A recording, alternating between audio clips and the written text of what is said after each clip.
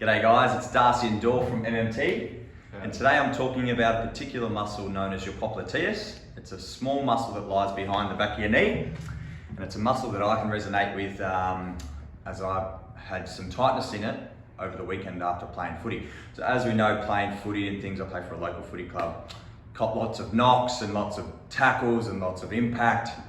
And actually after the game and during the game, I didn't notice that my popliteus was tight, but it was more so the day after that I had these DOMs, and I felt like there was this unstableness and this pain and this discomfort in the back of my knee, and I thought, this is what I'm going to do a video on. I'm going to show you guys how to treat the popliteus, because if somebody else has got this pain or this discomfort, you know what it is and how you can fix it. So I thought, why not do a video and show you guys exactly what I'm talking about. So if I get Dorf lying face down, I'll show you how I fix it. So I actually couldn't put my finger on it, or you might not have been able to put your finger on it, what this pain was. Have I torn something? Is it a strain? Is it my hamstring or is it my calf? So this is why I thought I'd put this video together, because I thought there'd be a lot of footballers, a lot of people that are playing these multi-directional sports where you're feeling that there's something in the back of your knee. What is it and why is it hurting me? Why is it creating this pain and this discomfort?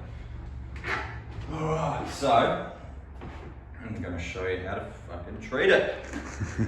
Alright, so first of all I've got my Myo wax. Now I'm going to look after Dorf today and do some broader strokes and really I'm going to start sort of mid-belly of the hamstring and work over the back of the knee and into the calf. I'm just using a broadness of my palm, pushing down and then towards the back of the ankle, just collecting the tightness of the fascia and also the belly of that hamstring. But my purpose will be directed straight into the back of the knee. And a lot of therapists may think, oh, why are you treating the back of the knee? This is a red flag zone. This is somewhere as in your schooling that you may have been told, oh, we don't really treat those creases, or we don't treat behind the back of the knee, we don't treat in the elbow or something like that. But contraindication. Yeah, it's a contraindication, you know, that's what we were taught. But I'm going to show you different today and why we need to get into that area. Why it's not the hamstring, why it's not the calf that's causing that pain in your knee. And Dorf is, as soon as I hit that spot, you can see. Dorf plays sport as well. He plays for a local team. Who do you play for, Dorf? Nully. 4 hours down the something like down the road. Up the bush. So Dorf's probably had some knocks and bumps and bruises as well, and he's probably had some instability in this knee as well. And what this muscle does is, when there's instability in the knee, this muscle acts as a surrogate muscle. So the brain will tell the body that there's some instability there. Tighten up. I'll shorten and I'll tighten up to create stability, to I guess guard or protect that knee. And look, that mechanism is great. The body's pretty cool. It's pretty smart that it does that. But there comes a time where we want to get rid of that discomfort. We want to get rid of that pain and unlock that knee. Okay? So I've done my broad stroke. Now I'm just going to show you exactly how to get in here. So this, to me, my popliteus was so tight, so sore. Just going to sort of connect with that bone on the lateral aspect of there and sort of sink straight down. Show you exactly where this spot is. So I'm going straight down with that thumb. And I'll move any thing that feels, I guess, like maybe an artery or something that doesn't feel quite right. You'll feel the difference. There's the muscle there, and just going straight down. And it's a pretty uncomfortable treatment, right, Dorf? Yeah. I'm just slowly using my pressure of that thumb to get deeper and more connected. Yeah. But I can show you that I can actually I can put a lot of force into it. I can get deep and move away that that gastroc or move away that hamstring.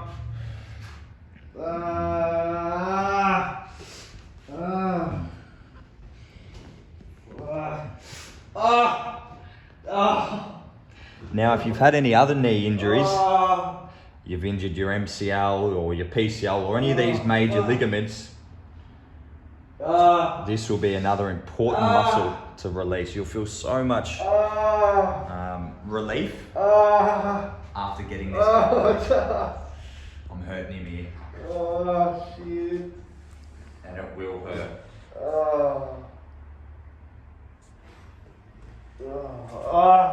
Fuck.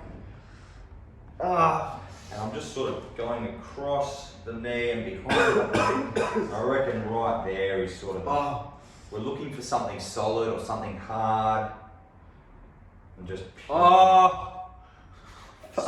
spending a few minutes, changing angles, sort of clearing. I'm just going to work the whole way across the back of that knee. From the lateral side into the medial side. So from the outside of the knee into the inside of the knee, cleaning and clearing just with that thumb. Using two thumbs to get more pressure and more connection.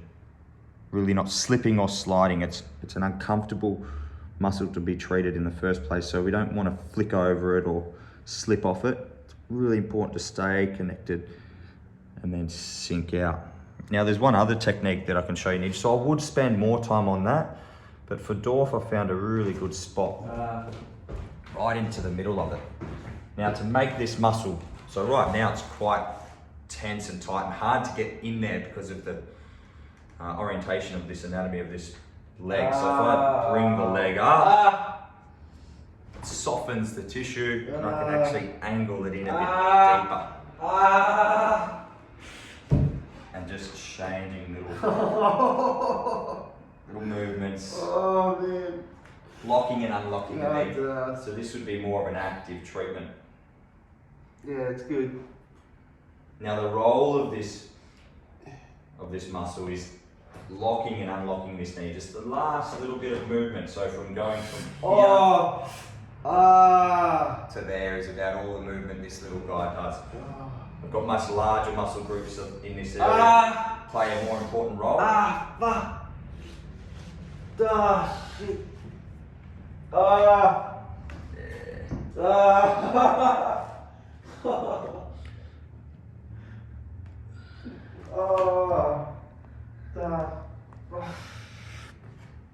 Good.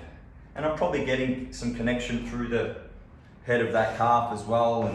But the most important thing is to stay connected on that popliteus.